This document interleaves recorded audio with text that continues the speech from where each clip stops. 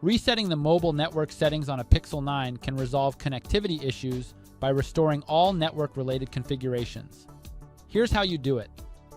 First, open the Settings app and swipe up to reveal more options. Next, tap on System and swipe up again to access additional settings.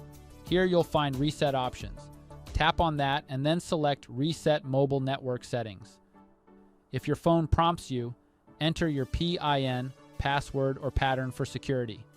Once you've done that, tap on Reset Settings and confirm the action. The process takes just a few seconds, and all your cellular network settings will be restored to their default state. The good news is, your Pixel 9 won't restart, so you can continue using it right away. Even if you're not experiencing any issues, it's a good idea to reset your mobile network settings every few months to prevent potential problems. And that's all it takes. If you have any questions, feel free to drop them in the comments below, and good luck getting your network back on track.